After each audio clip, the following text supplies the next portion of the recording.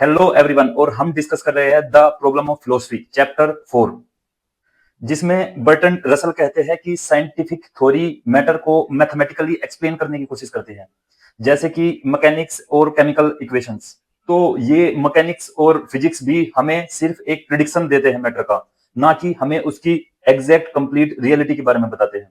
किसी मैटर की वेलोसिटी या मास को हम नंबर में लिख सकते हैं, लेकिन उस पार्टिकल को क्या फील होता है, उस पार्टिकल से हमें क्या फील होता है, यह नहीं बता सकते।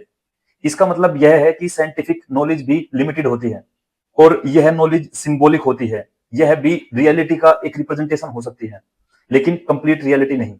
रसल ने कहा कि फिलोसफी हमें इस बात का एहसास कराती है कि जो कुछ हम जानते हैं वो बहुत लिमिटेड है, लेकिन यही लिमिटेशन हमें और एक्सप्लोर करने की प्रेरणा देती है। और उन्होंने यह भी प्रिडिक्ट किया कि मैटर को जानना हमारे लिए इम्पॉसिबल है, लेकिन हम कोशिश करें एक मीनिंगफुल लॉजिकल एक्सप्लेनेशन ढूंढने की।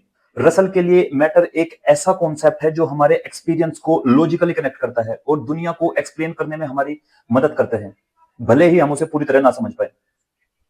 उन्होंने कहा कि फिलोसफी में हमें सर्टेनिटी की उम्मीद नहीं करनी चाहिए, हमें क्लियरिटी को ढूंढना चाहिए। इसी क्लियरिटी से हमें समझ आता है कि मैटर कोई सिंपल चीज नहीं है, और यह एक कॉम्प्लेक्स फिनोमिना है जो हमारे परसेप्चुअल, साइंटिफिक और लॉजिकल लेवल पर एग्जिस्ट करता है। रसल ने कहा कि हमें अपने एक्सप्लेनेशन को रिवाइज करने के लिए तैयार रहना चाहिए। अगर नई एक्सप्लेनेशन, नए लॉजिक्स हमें कोई नई रियलिटी दिखाते हैं तो हमें उन्हें एक्सेप्ट करने के लिए तैयार रहना चाहिए। उन्होंने मैटर के कॉन्सेप्ट को एक वर्किंग हाइपोथेसिस कहा, मतलब यानी जब तक हमें कोई बेटर एक्सप्लेनेशन ना मिले तब तक हमें उस पर काम करना चाहिए। उन्होंने कहा कि मैटर को हम ऐसे नहीं देख सकते जैसे हम और ऑब्जेक्ट को देखते हैं। हमारी सोच, हमारी लॉजिक, हमारी इमेजिनेशन से जुड़ा हुआ है मैटर, जिससे कि उसका ट्रू नेचर हमारी, शायद मैटर का ट्रू नेचर शायद हमारी पकड़ से बाहर रहे, लेकिन फिर भी फिलोसफी और साइंस की यही कोशिश रहती है कि हम रियलिटी के जितना करीब जा सके उतना जाए।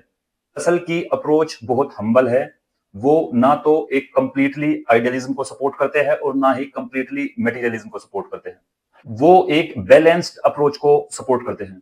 वो ना तो एब्सोल्यूट नॉलेज को सर्च करते हैं और ना ही टोटल इग्नोरेंस को सपोर्ट करते हैं। वो बात करते हैं लिमिटेड नॉलेज के साथ एक मीनिंगफुल अंडरस्टैंडिंग की तरफ बढ़ने की।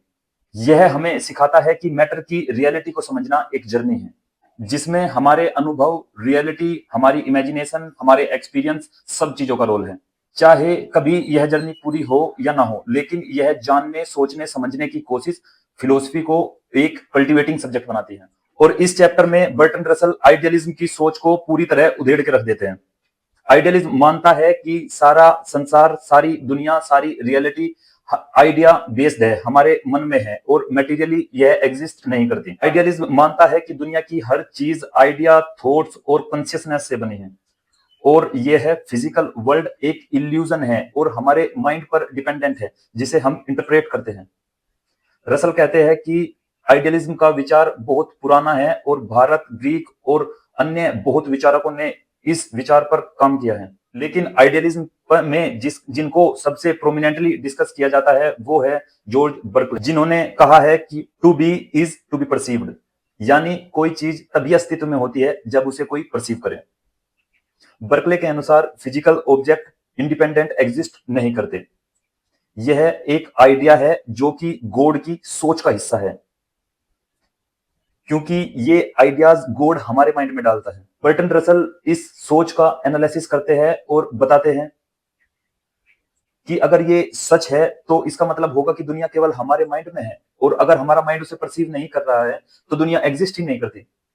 मतलब कि अगर कोई ट्री जंगल में गिरता है और कोई उसे नहीं देख रहा है तो वह एग्जिस्ट नहीं करता, ऐसा आइडियलिज्म कहेगा। यहां पर बर्टन रसल कहते हैं कि परसेप्शन पर निर्भर होना ऑब्जेक्ट की इंडिविजुअल एग्जिस्टेंस को डिनाई करता है, को चैलेंज करता है, जो कि गलत है, जो कि हमारे अनुभवों के खिलाफ है। बर्टन रसल कहते हैं कि चीजें हमारे देखने से पहले भी एग्जिस्ट करती है और हमारे बाद भी एग्जिस्ट करती हैं। हमारे पैरेलल बहुत सारी चीजें घटित हो रही है। रसल मानते हैं कि आइडियलिज्म हमें इसलिए इतना अपीलिंग लगता है कि वो एक सर्टेनिटी का इल्यूजन देता है। वो कहता है कि अगर सब कुछ माइंड में है तो हम उसे पूरी तरह समझ सकते हैं, लेकिन ये लॉजिक फ्रॉड है। यह एक अजम्पशन पर टिका है कि हम अपने माइंड को पूरी तरह जानते हैं, जो कि गलत होगा। उन्होंने बताया कि आइडियलिस्ट लॉजिक और रीजन से ज्यादा जो कि इंट्यूशंस और इंटरनल सेंसेस पर भरोसा करते हैं, जो उन्हें साइंटिफिक अप्रोच, साइंटिफिक मेथड से दूर करता है। रसल ये भी एक्सप्लेन करते हैं कि आइडियलिज्म में एक और कॉमन बिलीव होता है कि रियलिटी पूरी तरह रैशनल है और उसमें कोई कॉन्ट्राडिक्शन नहीं है। इसका मतलब है कि जो कुछ भी असल में है वह माइंड के लिए पूरी तरह लॉजिकल और समझने लायक है। लेकिन रसल इसका विरोध करते हैं और कहते हैं कि नेचर में बहुत सारी चीजें कॉन्ट्राडिक्शन में एग्जिस्ट करती हैं, जिनकी वजह से हम सब कुछ हमें समझ नहीं आता और हम सब कुछ समझ भी नहीं सकते। उन्होंने कहा कि आइडियलिज्म की ये सोच कि सब कुछ गुड और हार्मोनियस है, यह एक तरह की विशफुल थिंकिंग है। लोग आइडियलिज्म को अडॉप्ट इसलिए करते हैं कि वो उन्हें कंफर्ट देता है। वह उन्हें एक जस्ट एंड एक ऑर्डर यूनिवर्स की कल्पना देता है और उन्हें बताता है कि यूनिवर्स एक अंडरस्टैंडेबल सिस्टम है, लेकिन यह एविडेंस पर नहीं, इंपिरिकल नॉलेज पर नहीं, भावनाओं पर बेस्ड है। रसल मानते हैं कि अगर हम साइंटिफिक एटीट्यूड अपनाते हैं तो हमें मानना होगा कि बहुत सारी चीजें माइंड बेस्ड हैं, उनका अस्तित्व हमारे सोचने या हमारे देखने पर डिपेंड ही नहीं करता। उन्होंने कहा कि जब हम कोई साइंटिफिक एक्सपेरिमेंट करता है तो हम यह मानकर चलते हैं कि जो ऑब्जेक्ट है वह इंडिपेंडेंटली एग्जिस्ट करता है और उनकी प्रॉपर्टीज चेंज नहीं होती अगर हम उन्हें ऑब्जर्व ना करें, और यही एजम्पशन हमें रिलायबल रिजल्ट देती है। अगर हम आइडियलिज्म को मान ले और इस एजम्पशन को हटा दें तो पूरी साइंस कोलैप्स कर जाएगी। तो हम किसी भी ऑब्जर्वेशन को एक्सटर्नल रियलिटी से कनेक्ट ही नहीं कर पाएंगे। और रसल बताते हैं कि आइडियलिज्म को बहुत सारे फिलोसफर्स ने इसलिए भी सपोर्ट किया कि नॉलेज को नोअर से अलग नहीं किया जा सकता।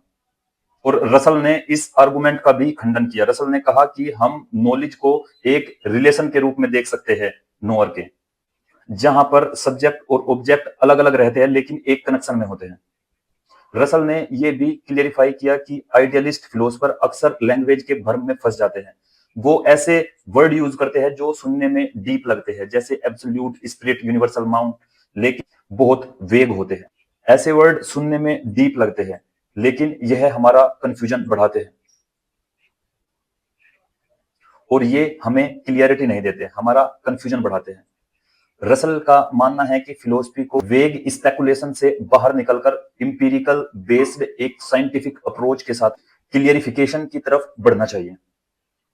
उन्होंने एक इंपॉर्टेंट पॉइंट यह उठाया कि आइडियलिज्म की जड़ में एक साइकोलॉजिकल टेंडेंसी होती है, जिसमें हमें दुनिया को ऐसा देखना अच्छा लगता है कि यह ऑर्डर में है, यह माइंड, यह कंट्रोल में है। रसल ने कहा कि हमें अपने फिलोसफिकल व्यूज को इस आधार पर नहीं चुनना चाहिए कि वह हमें कंफर्ट फील कराते हैं, बल्कि इस आधार पर चुनना चाहिए कि वह लॉजिकली कंसिस्टेंट और हमारे एक्सपीरियंस से रिलेट करते हो। उन्होंने आइडियलिज्म के इस बात का भी विरोध किया कि मेटीरियलिज्म या मेटीरियल वर्ल्ड को एक्सप्लेन करना इम्पॉसिबल है, इसलिए उसे रिजेक्ट कर देना चाहिए। रसल ने कहा कि किसी चीज को एक्सप्लेन ना करना उसको रिफ्यूट करने का आर्गुमेंट नहीं हो सकता। उन्होंने कहा कि दुनिया में बहुत सारी चीजें हैं जो हम नहीं समझते, जैसे कॉन्शियसनेस, टाइम, स्पेस, लेकिन इसका मतलब ये नहीं कि वो एग्जिस्ट नहीं करते। रसल का अप्रोच हम्बल और लॉजिकल है। वो मानते हैं कि हमें जो कुछ भी समझ आता है वो लिमिटेड है, लेकिन हम अपनी रीजनिंग और साइंस की मदद से हम धीरे धीरे क्लियरिटी की तरफ बढ़ सकते हैं।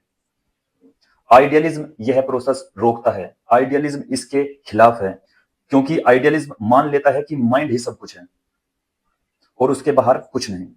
रसल इस सोच को डेंजरस मानते हैं क्योंकि इससे इंटेलेक्चुअल ग्रोथ रुकती है और क्रिटिकल थिंकिंग को सप्रेस किया जाता है।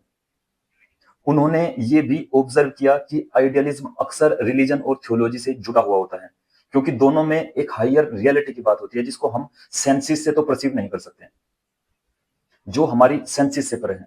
लेकिन रसल फिलोसफी को साइंस की तरह एक इंपिरिकल और रैशनल बनाना चाहते थे, जहां पर हर चीज को हम इंपिरिकल एविडेंस से वेरीफाई कर सके।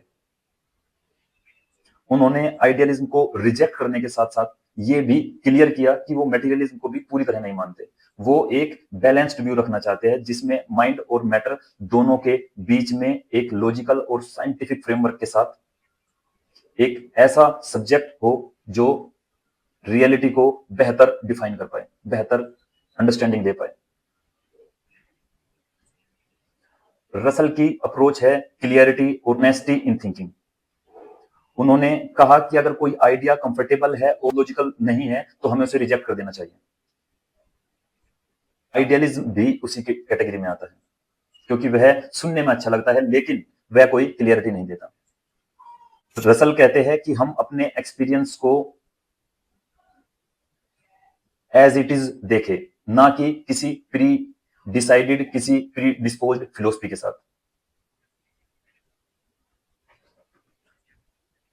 इस चैप्टर में उन्होंने बताया कि आइडियलिज्म एक फ्लोड फिलोसफी है जो हमारी रियलिटी को सिर्फ हमारे माइंड तक सीमित कर देती है, जबकि एक्चुअल वर्ल्ड उससे कहीं ज्यादा कॉम्प्लेक्स और इंडिपेंडेंट है। रसल का अल्टीमेट गोल यही है कि हम रियलिटी को जानने के लिए लॉजिक का इस्तेमाल करें, ना कि इमोशनल सेटिस्फैक्शन का, क्योंकि ट्रूथ कॉम्प्लेक्स और कैओटिक है। यही इस चैप्टर का सेंट्रल मैसेज है और नेक्स्ट चैप्टर नेक्स्ट वीडियो में डिस्कस करेंगे। Thank you so much for your support and love.